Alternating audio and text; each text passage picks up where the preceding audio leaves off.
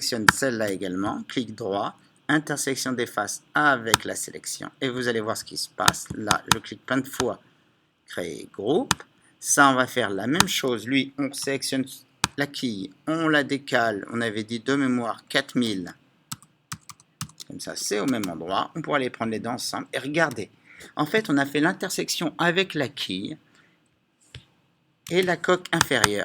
Ce qui va nous permettre, toutes ces petites pièces, quand on rentre à l'intérieur du groupe, tous ces traits-là, ben on n'en veut pas.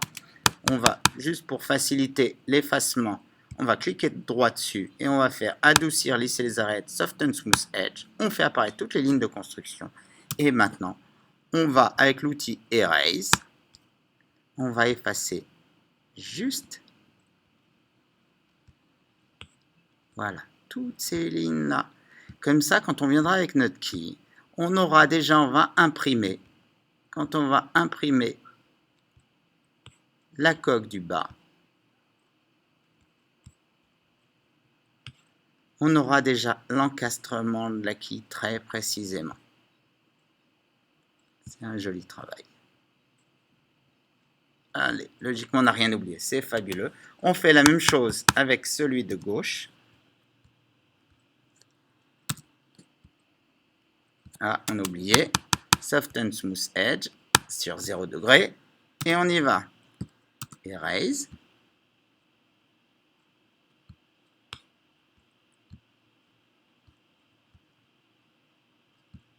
On efface tout. On ne fait pas d'erreur. Si on fait une erreur, bien sûr, on n'essaie pas de redessiner une ligne.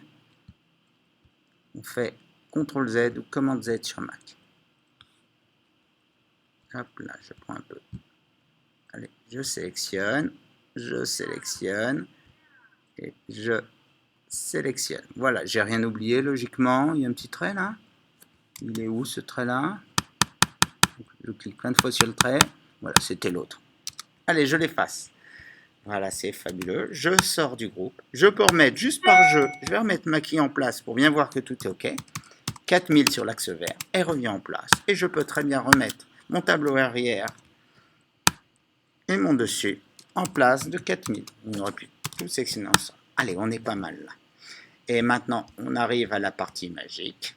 On va développer. Allez, on prend juste le dessous. Alors, vu qu'on est pas mal, on va faire comme d'habitude. On va tout sectionner, on va copier M, CTRL ou ALT selon Mac. On le décale de 8000 mm. Voilà, on a copié. Histoire de, si on fait une bêtise, on n'a pas perdu notre travail précédent. Voilà, on y va. Et maintenant, je vais vous montrer tout simplement comment on met à plat. Allez. C'est pas sur l'axe rouge, c'est sur l'axe vert. Voilà, il est là. 4000. Regardez, en fait, ça, c'est les parties qui composent notre coque. Donc là, on a la partie inférieure de la coque. Mais cette partie de la coque inférieure, elle est complètement cintrée, elle est arrondie. Si on doit l'imprimer sur un papier, on est bien incapable de l'imprimer, tout simplement parce qu'elle est arrondie. Et ça, c'est pas possible. Donc il faut à tout prix qu'on le mette à plat. Et que cette forme à plat, ensuite, on puisse la cintrer en forme pour faire la coque. Mais pour l'imprimer, nous, il nous le faut à plat. Alors, on va aller chercher un petit outil qui s'appelle Flattery de mémoire. On va chercher donc sur Sketchucation et on saisit Flattery. F-L-A-T-E-R-Y, logiquement. Voilà, ça va être celui-là. On va faire Auto-install.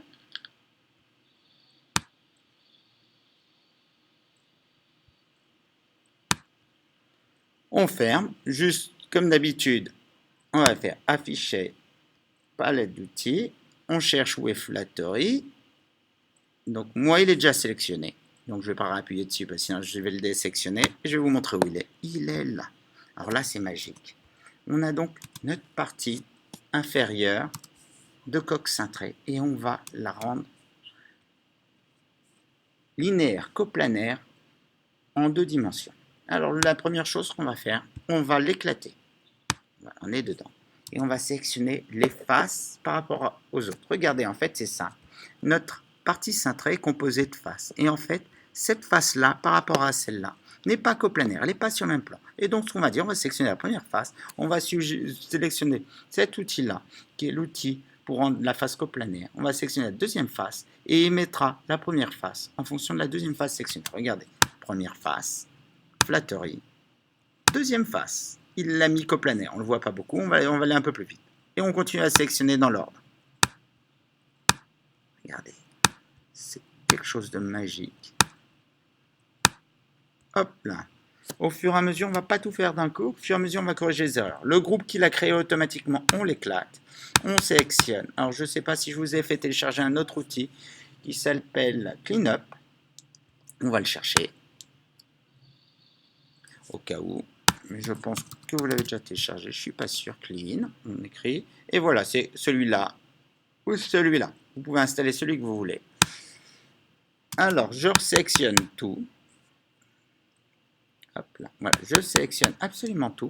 N'oubliez pas d'enregistrer de temps en temps votre travail. Extension. Vous allez... Hop là, il est ici. Qu'est-ce qui s'est passé en fait? Vu qu'on avait mis toutes les faces coplanaires, c'est-à-dire sur le même plan, ben finalement, les lignes qui traversaient les faces n'ont plus aucune raison d'être. Parce qu'on est sur le même plan. Donc il les a effacées, ce qui nous permet d'avoir du beau travail. Là, on sélectionne la première face et on continue avec les autres. Deuxième face, troisième face, quatrième face, cinquième face, sixième face, septième face. Continue. Il faut bien sûr les faire dans l'ordre. Si on ne les fait pas dans l'ordre, on va tout planter. Allez, on y va. On éclate encore. On fait ça temporairement, tout simplement parce que des fois, il peut y avoir des petites erreurs. Et on fait extension, clean up. Allez, on a notre face qui est sélectionnée. On continue. Sélectionne l'outil.